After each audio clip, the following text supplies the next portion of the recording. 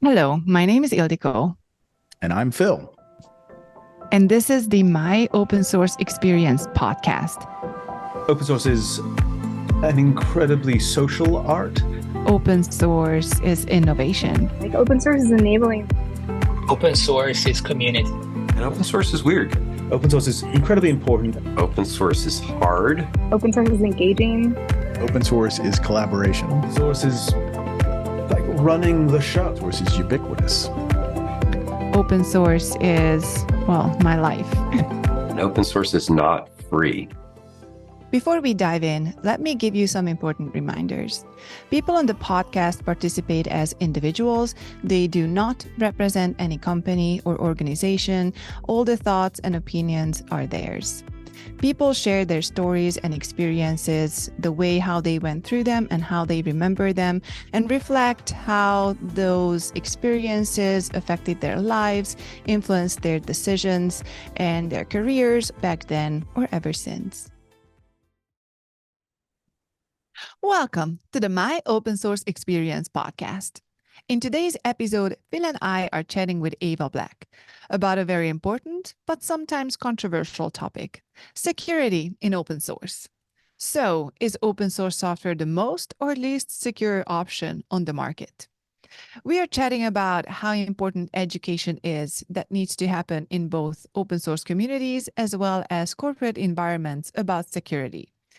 All the challenges that the whole industry and ecosystem is facing in terms of making the software supply chain more secure, and all the efforts that both open source communities as well as governments around the globe are doing in this space. Enjoy the show. Ava, can you please share a little bit about yourself, your tech background, and what do you do now? It's been 25-year journey getting here. I started out tinkering with encryption software and graphic interfaces back in the 90s for a little gaming startup, and then navigated sort of following the trends and following what seemed like a cool project to work on. Did some work with MySQL for a while. That led me to get to know a bunch of the folks who founded OpenStack, and I worked on OpenStack for a while, and cloud was all the rage, and so were containers. So I did some work with the Kubernetes community and a bunch of other projects along the way, and landed at CISA. It's the Cybersecurity and Infrastructure Security Agency in the US. For those who don't know anything about CISA, can you share a little bit what that organization does and what your role within the organization is?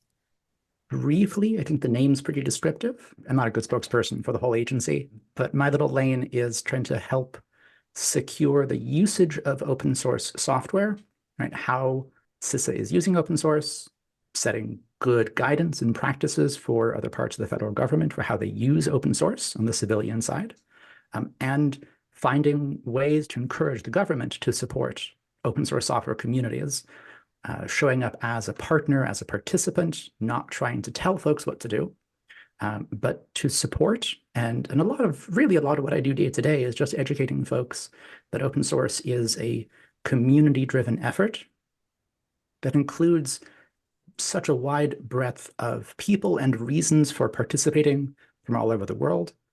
Yeah. I used to write code for a living. These days, I mostly just talk to people and teach people about open source.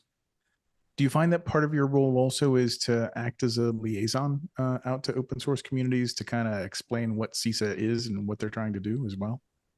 Very much a liaison, but less a little bit of going to open source communities and explaining what CISA is doing.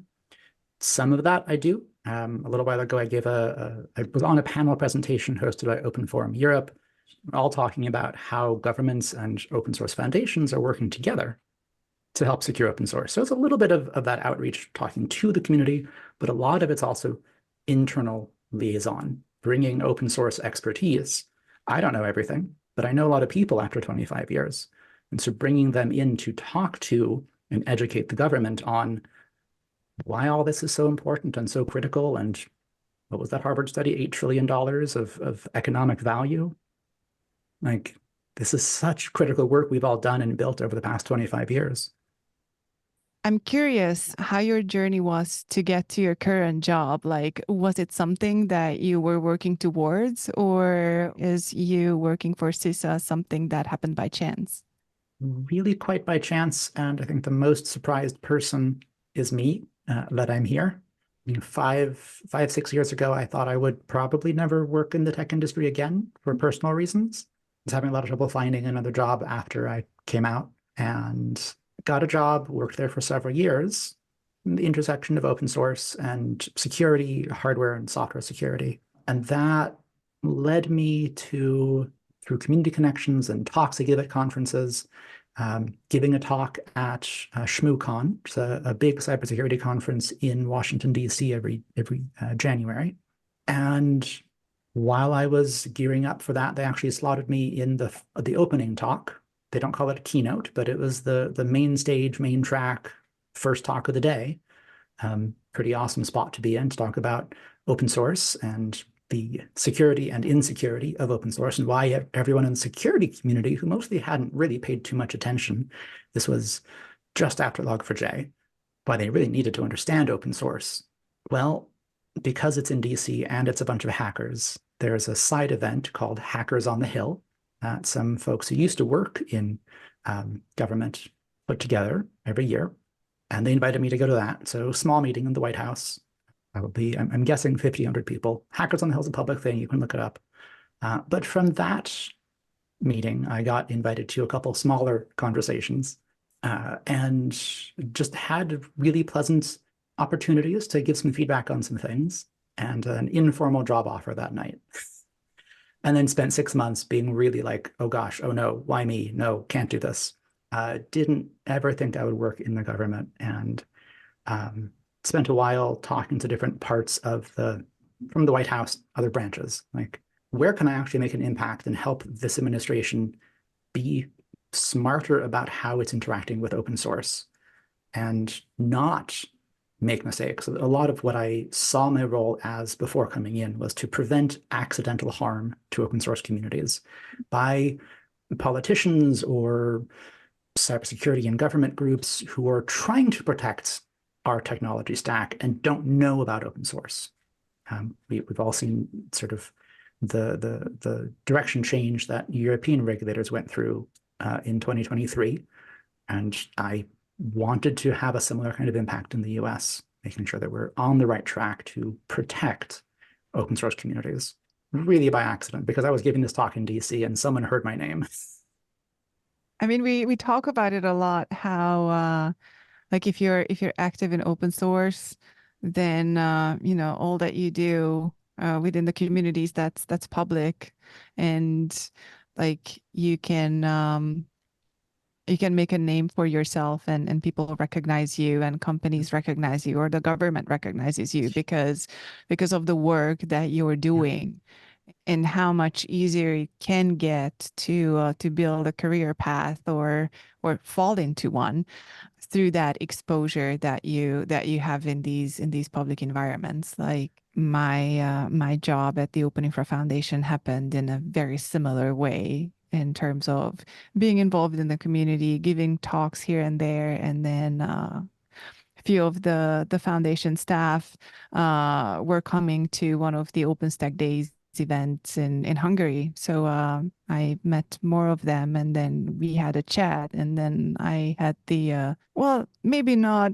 informal job offer yet, but the you should talk to a few more people, but we kind of don't see it not happening kind of job offer. So that's kind of an just informal interesting. job offer. Like, hey, we like you. Let's have some more conversations. But also, when can you start? Yeah, right. Yeah. Yeah. So yeah, it's funny how we share that experience. Yeah. Do you remember when you first learned about open source, like how you got in touch with it, and what did you found intriguing about it? Yeah. When I first started writing software professionally, I hadn't heard the term open source. I'd been sharing code because college students, we wrote code, we posted it in message boards back then. We didn't really have GitHub, hadn't been invented yet. And then at my first company, I taught folks how to use CVS. We didn't have Git, but we had concurrent versioning system. And I thought I built some really cool stuff at that company. Some of it was product, some of it was just tooling. How do I automate management of 10 servers? Because back then, 10 servers was a lot of servers for a startup. Sounds like nothing today, but it was a lot back then. And we didn't have configuration management tools in open source, at least. We had to write them ourselves. So when I went to my work at my next company after that, they told me I couldn't use the tools I'd built at the first one. And I was pretty upset. Like, what do you mean? I wrote it. It's mine. Why don't we all share this? This isn't part of our product any more than it was part of the product of the last company. It's a fancy screwdriver that I need to do my job more effectively. And then I went looking for sort of the legal justification to go to that company's lawyers and tell them why they should let me do it. And I found open source as a legal framework, a set of licenses. This was about 2002. So, the Apache license had been written a little while before that. The OSI had been founded just a couple of years before that. And I found some of those resources and said, okay, well, I can't go back and change the copyright on the last company already folded and got sold off for parts. So I can't get that code back, but I can do it from here on. And I did. And pretty much everything I've written since about 2002 has been open source.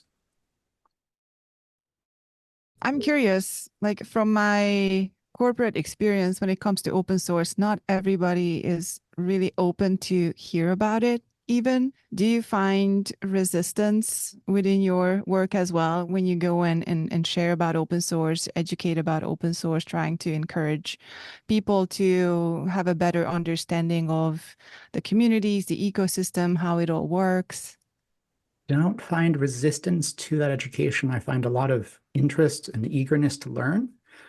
Sometimes a surprising lack of awareness. I found that in the private sector as well, right?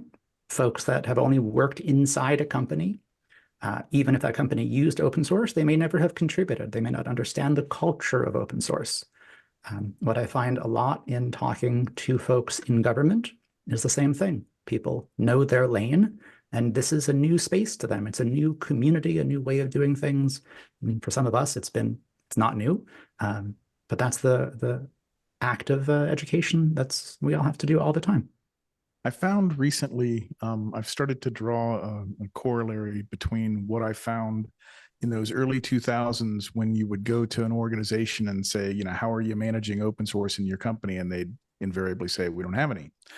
And as invariably, there would be some junior manager someplace and, raise his hand and say, what about that email server and that DNS server and blah, blah, blah, blah, right? They would just go on. And then there would be panic from the senior managers because this was all there. I think Log4j shined a very strong light, as does the yearly synopsis reports that always equate any given commercial product is using 85+% lines of code that is open source. That open source is the software supply chain, and I sense similarly in companies that there's a knee-jerk reaction going, good grief, this is so insecure. This isn't made in any of the structured form that I thought my software was being built in from within my company. Do we have to use this? Can we just get rid of this? And when they take a close look at it, the answer is no, because so much of what is going on, from the foundational platforms, again, as you said, you were part of OpenStack, you were part of Kubernetes. The next thing was probably going to be WebAssembly, right? And as we look at these fundamental platforms that everybody relies upon, it's not like you can chuck it and build your software without it, unless you want to take a serious step backwards. Do you find is there shock and awe in the government as you're talking to various regulators and other groups that it's to recognize that, oh my goodness, all of our commercial software is actually based on this stuff? I think events of the last 3-4 years, and just going back to Heartbleed, even the last 10 years, have been wake-up calls for multiple governments who are still coming to wrestle with this reality that many people see a commercial provider of a digital good, whether it's software or your phone or your car or an insulin pump. And they think there's a company. I can trust that company. And they should think of it that way. But the company has responsibility for the software they're including in the product they're putting out. And not every company has been as diligent in reviewing, securing the software that they're using. They should involve more secure by design practices in how they build those digital goods and how they incorporate open source software in it, because it is critical. It is an indispensable part of the modern digital supply chain, as you said.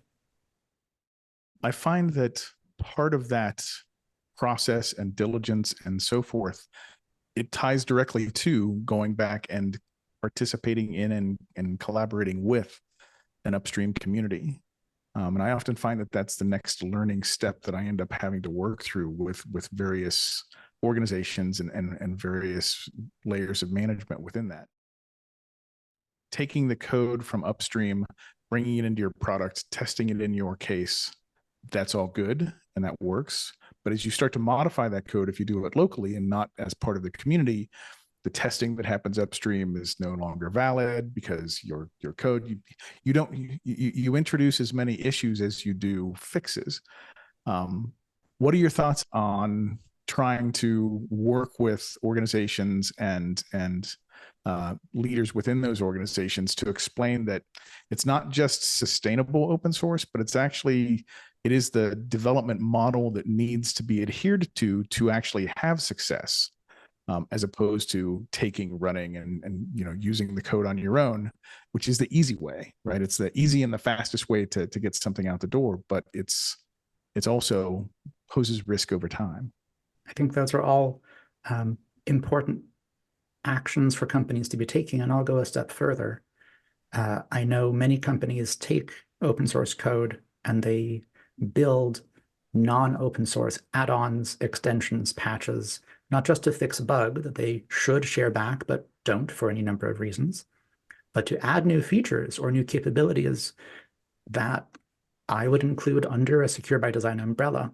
They may not be directly a security fix, but observability, upgradability, monitoring, all of those contribute to a more secure platform. And if you are commercializing those while giving away a limited, less capable, less secure component, well, that business strategy maybe has not been good for the long run for a lot of these communities and everyone that depends on them.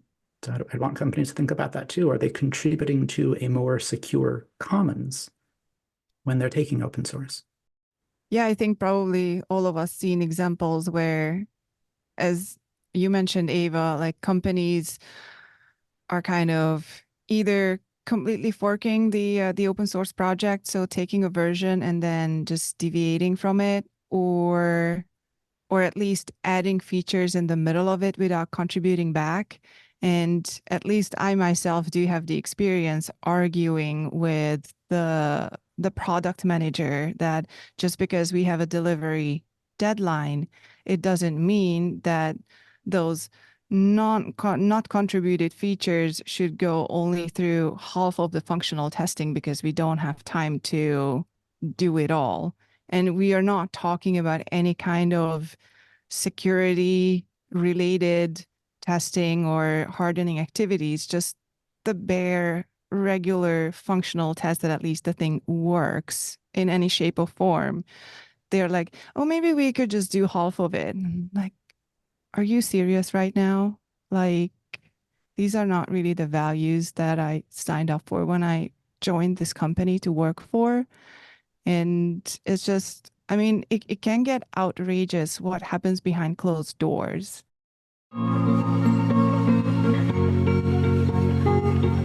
I don't know what perception you see about open source. For instance, sometimes I hit up Google search, like open source versus security, kind of really basic, stupid search, just to see what headlines it drops at me.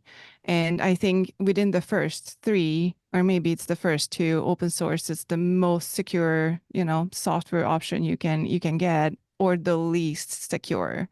And that's all headlines. And if you don't know better, if you never really had experience with open source, other than being a user who who may just be an unconscious user, like how would someone be able to tell which headline is actually closer to reality?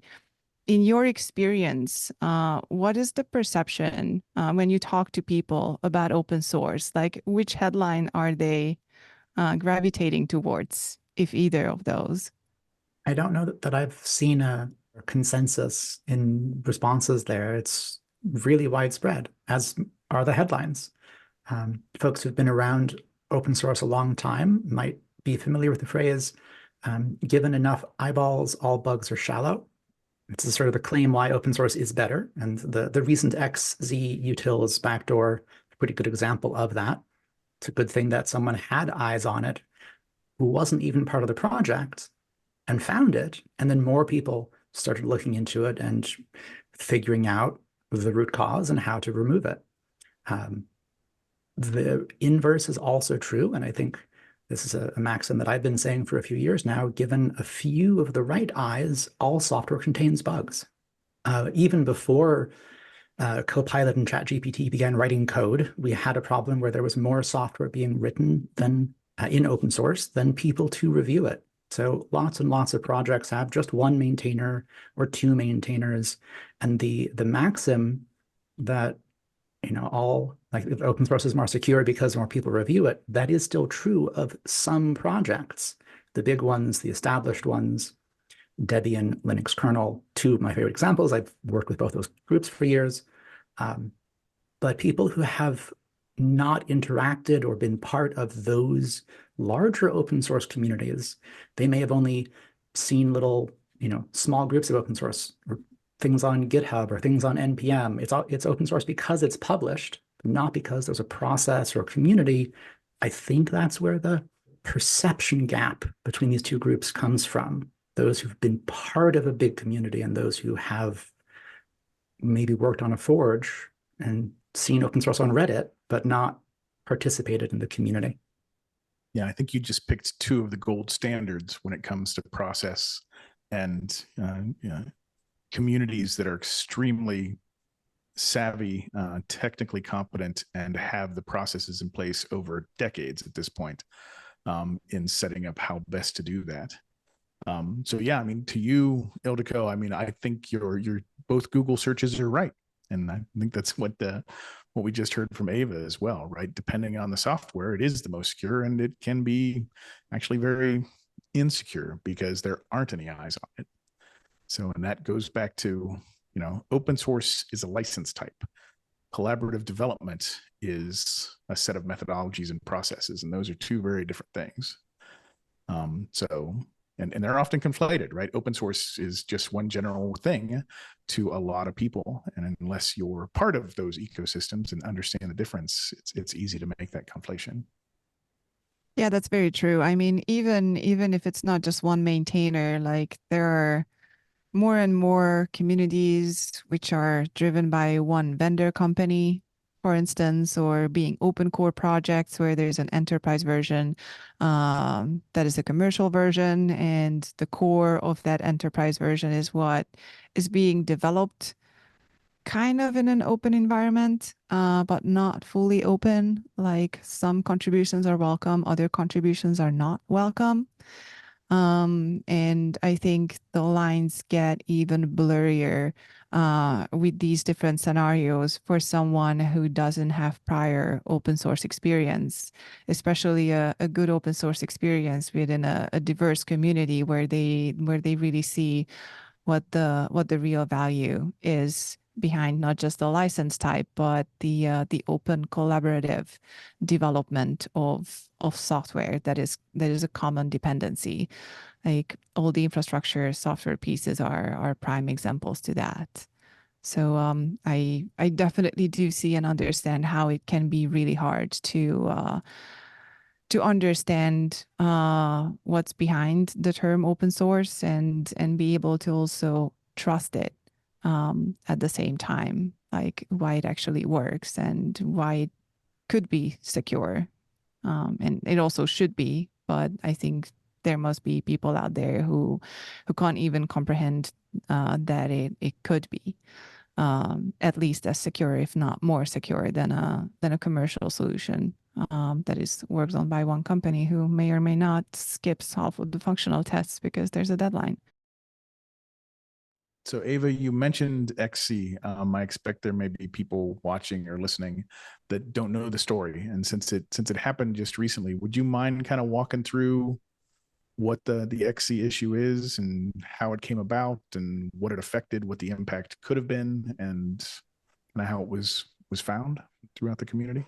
I can give a quick summary. There's been a lot of reporting on it in Politico and Wired. A lot of the tech community has been writing up their own analyses.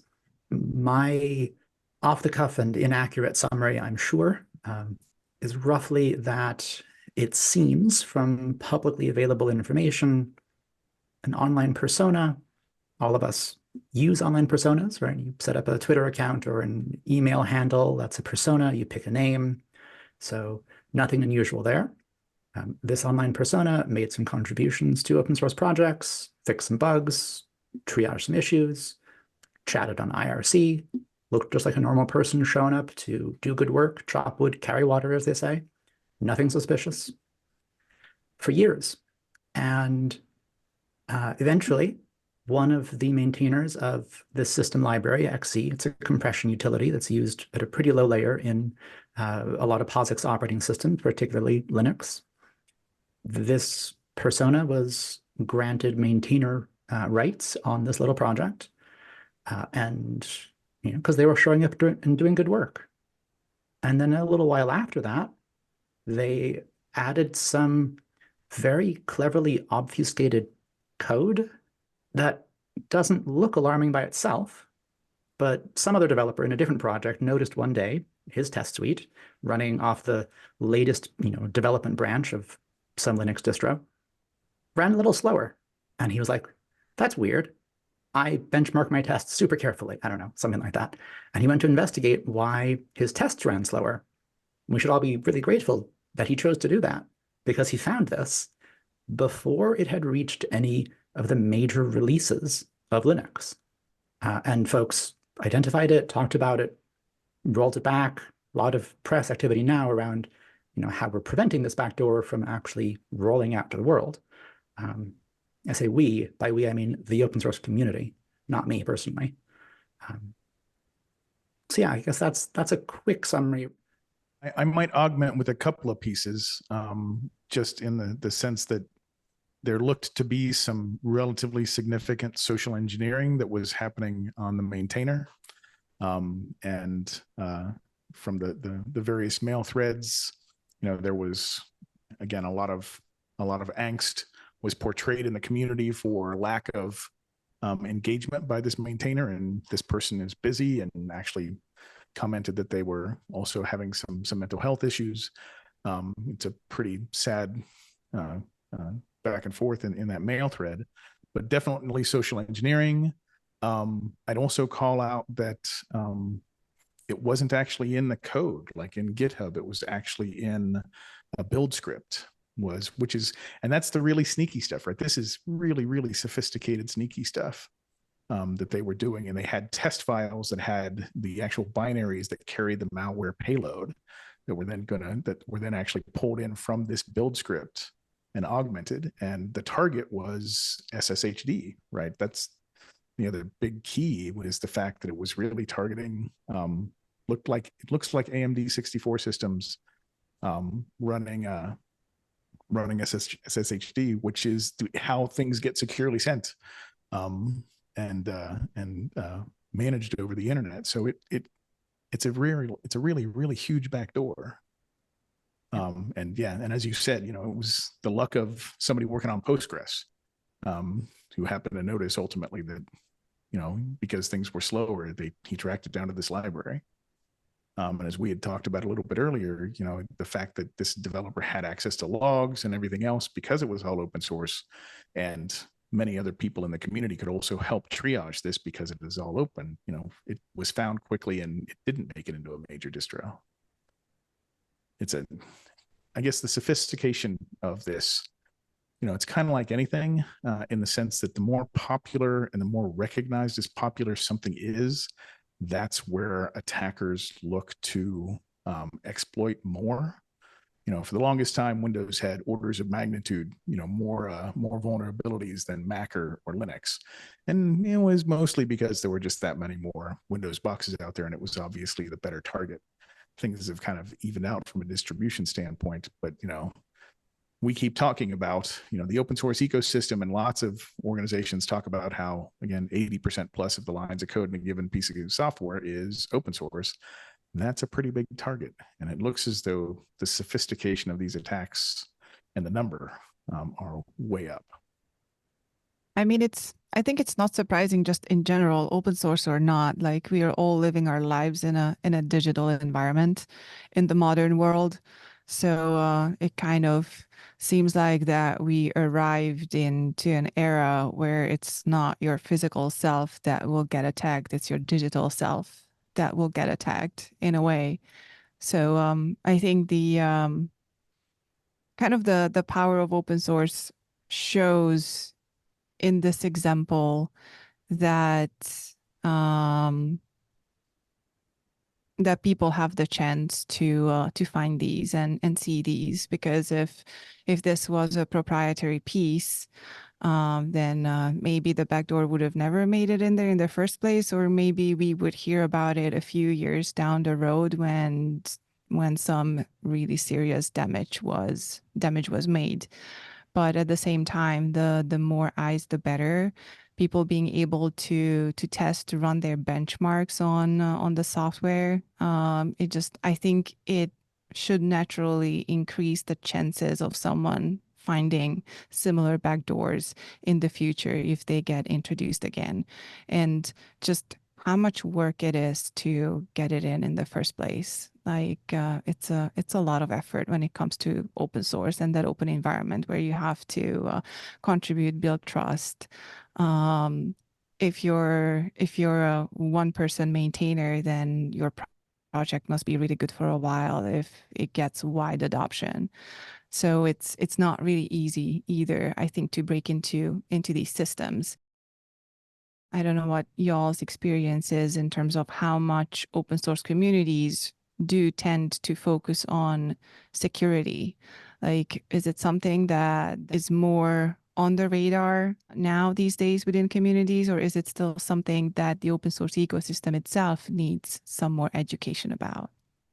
More education around security would be good for everybody across the board right now, but I do see a whole lot more awareness in open source communities and funding, honestly, from those entities that are funding open source and have been, let's say, contributing to Python or Rust or any number of other foundations for a long time.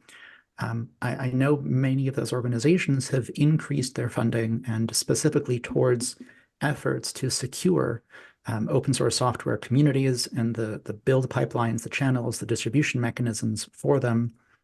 Switching hats a tiny bit, the agency I work with, one of the efforts we just held 2 months ago was a summit in DC focused on open source package repositories, and discussing and talking with them about their efforts to increase the security of package indexes and how open source packages are shared, built, and transported around between all the consumers of them. That was really positive. We actually just this week released the tabletop exercise scenario that we developed for that. I think it's the first time that any government has ever done sort of a emergency modeling, emergency response planning with the open source community. I haven't seen that yet. I mean, as you look at the various, it seems as though there are many efforts going on. And again, as you said, there's definitely more focus and more investment in making things better. As you look across the ecosystem, can you say what the top 2 or 3 things are from a low-hanging fruit? What you will expect to have the best impact of activities going on? I mean, if I had a crystal ball, I think the distribution mechanisms are natural focal points. So where package indexes and compilers, build tools, These are the focal points that most open source code and communities move through and collaborate on. So they're the most important ones to secure. They're the ones that most folks are focusing efforts around raising the bar and building collaboration, communication with. I think that's really good. I know that Europe has done a lot of work on legislation and regulatory action around open source. The CRA, Cyber Resiliency Act, has had a lot of discussion and will continue to, I'm sure. And there's a Securing Open Source Software Act in the US that's still in the legislative process, not up for a vote or anything, but it's out there. There's a lot of stuff like that going on. So I'm optimistic that this will improve and that the right folks are in the right rooms. Government doesn't accidentally squash this fantastic community and economic force that we've all built simply due to a lack of awareness. That might have happened several years ago, but I think a lot of the right folks are in the room now, so that won't happen. When I work with various teams, some of the things that I hear from them are, and I do want to hear you elaborate maybe a little bit about the distribution topics that you're alluding to. When you say that, I'm thinking typo squatting, improving that, improving signing of artifacts, and that as two obvious areas. I've had folks want to be able to have a more modular way of consuming open source, back to open source bloat, right? So you bring in a series of packages, and there isn't an easy way to decompose something to only the parts of that given piece of open source that you need. So you include it all. And, at a minimum, it means that, even if you don't make any calls and you never actually have a code flow that works through that code, you're still going to get that vulnerability pop up when the when the CVE scan happens. And so you've got to go through, do I use this? Do I not use this? So actually, trying to reduce the size of that attack vector to begin with, and also improve the reporting is a topic that I've heard from various development teams. Do you think something like that from a systemic standpoint across the ecosystem would help in trying to be more modular? I do. I don't know from a technical standpoint what that modularity would look like. I've been a developer for enough of my life to imagine how impossible that would be with current languages. And software development frameworks, they're designed for a different problem than this one. Maybe taking a fresh look at how software systems and digital systems are designed from the ground up with security in mind might yield a different programming paradigm that lends itself more to that outcome. But that's a big long-term lift, not a short-term solution. Not a low-hanging fruit. No, not a low-hanging fruit. On the other topic you touched on, sort of CVEs and the relationship between open source components, and maybe you import a Jinja templating engine because you just really wanted to render one little file, but there are CVEs against the whole templating engine that aren't in the code you're actually running. Not that I'm picking on one project, but it may be a thing I saw years ago.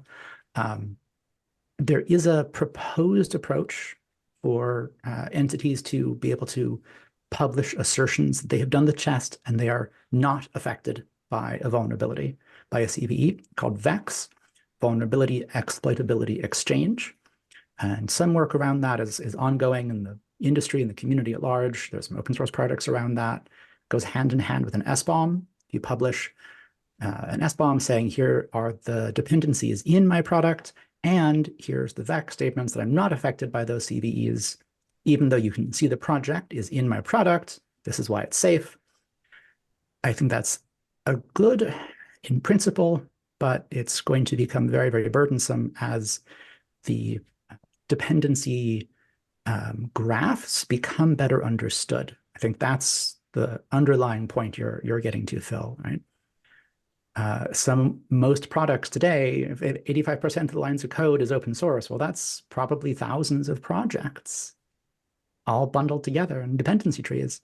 A project I started a while ago with some colleagues at Microsoft, working with Cisco before I joined CISA, called Omnivore, Universal Dependency Graph, BOR for Bill of Receipts. And the approach is deceptively simplistic. Let's take technology we all already know and love, Git, and the way that Git models dependency in between commit versions, to apply that to dependency between software artifacts. Could potentially also help with that, just tracking what's in a binary back from the source code to the built artifact.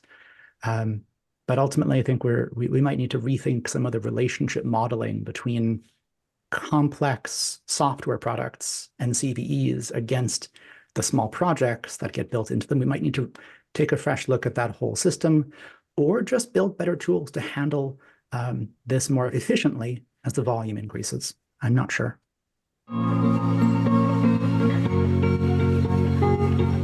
You and I have known each other from back in the HP days of OpenStack. Yeah. And the thing that I relished the most from our experiences was those random finding of each other in an airport, with both of us having time to wait for a flight and getting into interesting conversations, not so dissimilar, I would say, from the one that we're having currently. And in that ilk, in your perfect world, how would you see the open source ecosystem evolving? You know, a recognition of the importance of sustainability of open source, the recognition that, again, this is really the underpinning of so much commercial software, and hence its importance to be secure. You know, from here to a place of nirvana, you know, what would you what would you see as interesting steps and milestones along the way to improve the ecosystem and the sustainability and robustness of open source? I don't claim to have any idea what that perfect world looks like. I can see the problems we have today, and I hope a few solutions to a few of them, but I've learned enough. I think they say wisdom is developed through suffering, something like that. I've suffered enough through open source, and just, you know, all of these, the stresses of travel, that I know that the solutions that we come up with today to the problems we're facing today will become problems for someone else 10, 20, 30 years from now. That's the nature of life and technology and humanity, is that we fix the things that have to be fixed today. And that's great, and it keeps everything moving for a while. And in the future, society has changed, people have learned, technology evolves, language evolves, and those solutions now need to be fixed as well. So I think right now we are experiencing, we in the open source community and the world who's come to depend on open source are realizing and realigning around that acceptance. Society depends on what a whole bunch of volunteers have done, and a bunch of hobbyists have done, and a bunch of companies have unknowingly done. I think the companies need to be much more intentional in their actions and their responsibilities, and in how they're using and interacting with open source communities and software and those volunteers. I don't think it's appropriate for governments to tell their citizens they can't publish open source software, or to impose any other sort of regulations. In light of XZ, there's been a lot of social media chatter, for example. Folks, you know, asserting, well, if we just had the legal identity of this developer, blah, blah, blah. No, right? Doesn't work that way. It wouldn't have prevented it. And all calls like that, like we've seen on the internet, a number of iterations of calls for identity verification online. They are always bad. They harm minorities. They exclude people. Open source is very diverse. It's participatory, it's global. It's a great economic elevator. Not quite, that's not the right word. Equalizer. Yeah, equalizer. Yeah, a lot of people who find their community online writing software eventually get jobs, and their social status, their economic status changes as a result of the openness of these communities to build cool stuff together. And that's the joy that keeps many of us slogging through airports at 2 a.m. with people that become friends after 10 years. That first airport, I remember us getting coffee. I was jet lagged and exhausted. I think this was coming back from Paris. I don't remember which airport it was. But I have a lot of bad memories with in Charles de Gaulle Airport, so it's probably there.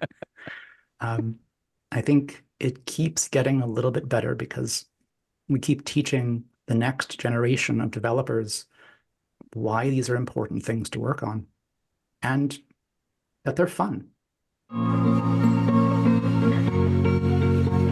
Before we depart, Aeva, can you tell us something about yourself that has nothing to do with tech and absolutely nothing to do with open source? Motorcycles. So I have found throughout my life, I get these hyperfixations. At one point, it was a series of languages. Lately, it's been motorcycles.